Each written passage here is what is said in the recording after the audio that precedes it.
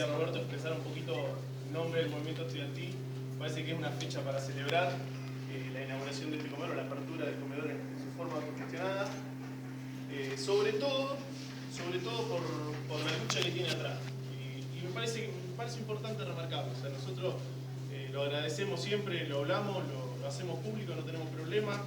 Sabemos que hoy se concreta esta apertura acá en Azul, que el año pasado se haya concretado en La Barría, que se haya concretado hace algunos años en Tandil, el comedor autogestionado, que es nuestro, que es de la universidad, que los estudiantes tenemos participación en la organización del comedor, ¿sí? Tenemos los mecanismos necesarios para ocupar esos lugares, para poder decidir qué se hace y cómo funciona el comedor. Me parece que es algo a resaltar, y que se haya podido hacer en estos 3 años, cumpliendo la última sede, ¿sí? Si bien falta terminar todavía el comedor en la Escuela Superior de Salud, falta por ahí poner a punto en Quequén, que sé que ya se está haciendo, y por ahí alguna cuestión en la Facultad de Arte. Está claro que el camino es este, está claro que se está avanzando, y eso nosotros sabemos que es por la voluntad política que ha tenido esta gestión de llevarlo adelante, pero también creo que, como dice Roberto, es importante remarcar que hay una lucha de muchos años atrás, ¿sí?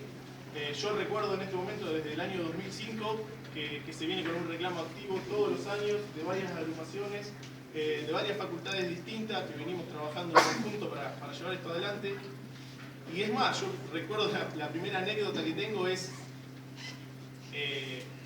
cuando todavía el comedor en Tandil era concesionado, y fuimos a una reunión de la comisión que evaluaba los pliegos y las condiciones para renovar los pliegos. Y nosotros, claro, estudiantes de segundo año, caímos ahí con la idea loca de que el comedor tenía que ser autogestionado porque no podía funcionar.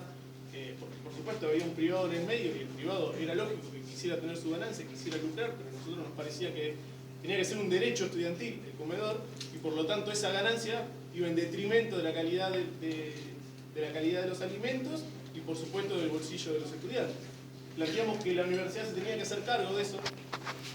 Y yo todavía recuerdo en esa comisión, yo era presidente del Centro de Estudiantes de SACTA en ese momento, fui con el secretario de Bienestar, Diego Velázquez, que tuvo mucho que ver en la elaboración del proyecto inicial, y nos mandaron a cocinar. Yo recuerdo, perdón, lo tengo que decir, había docentes en esa comisión, no recuerdo si docente o no docente, pero gente de esa comisión que nos dijeron, bueno, ¿quién va a cocinar? Van a cocinar ustedes. O sea, era algo realmente impensado, ¿sí?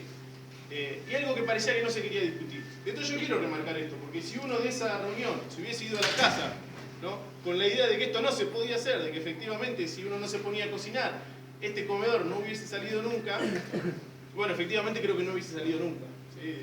Del 2005 al 2008 que se empezó a implementar, que se llevó adelante, hubo 3 años, ¿sí?, de lucha incansable, que empezamos pidiendo que se cumpla el pliego de la concesión, empezamos pidiendo que nos entreguen la fruta con el menú que tenía que ser, bueno, y toda una larga trayectoria que me parece que es importante no olvidar, porque si no, las generaciones que vienen entrando en la universidad, ¿sí?, se encuentran, quizá el año que viene, se encuentren con este comedor ya funcionando de forma autogestionada, y por ahí es necesario tener memoria de dónde venimos, es necesario tener memoria de qué era lo que había antes, ¿no?, y entonces uno así lo valora más a lo que tiene hoy, y tiene que saber que están las puertas abiertas, ¿sí?, en las organizaciones estudiantiles, en los centros de estudiantes, para poder llevar las ideas y el funcionamiento de los comedores como mejor crean los estudiantes que es necesario, ¿sí?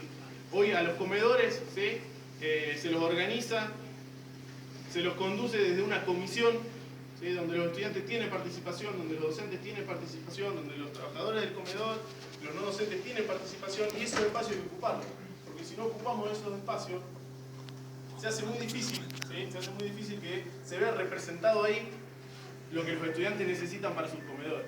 Entonces, es necesario recordar de dónde venimos, es necesario recordar todo lo que costó esto, ¿sí? Fíjense, estoy hablando del 2005, estamos en 2013, ¿sí?, 8 años y seguimos inaugurando comedores en distintas sedes y en distintas facultades, y esto va a seguir, ¿sí?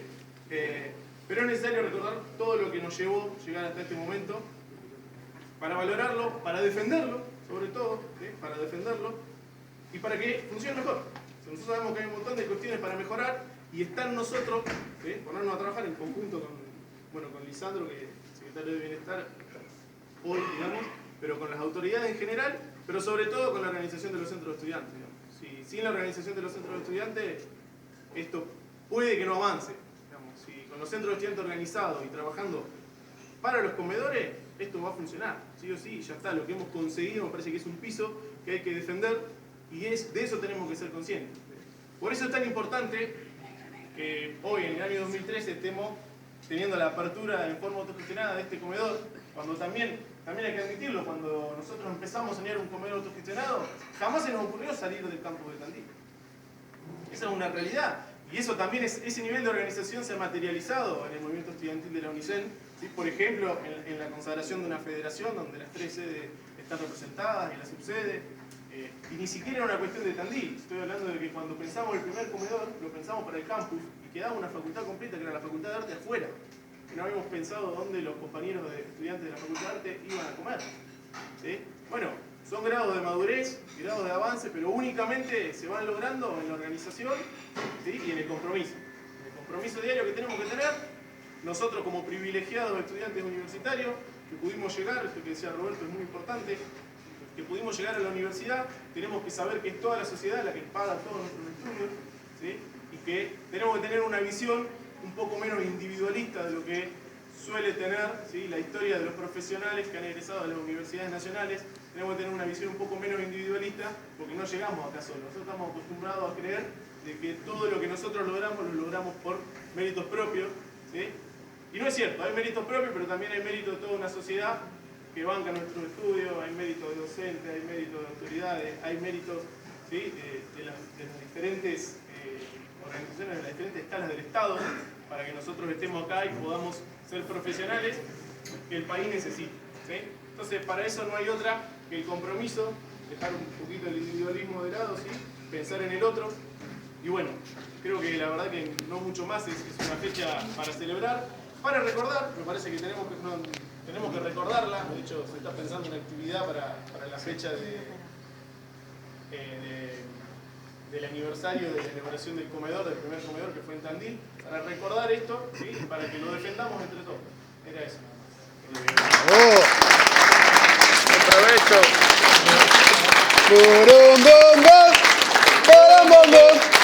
Los estudiantes ya tenemos comedor. Los estudiantes ya tenemos comedor.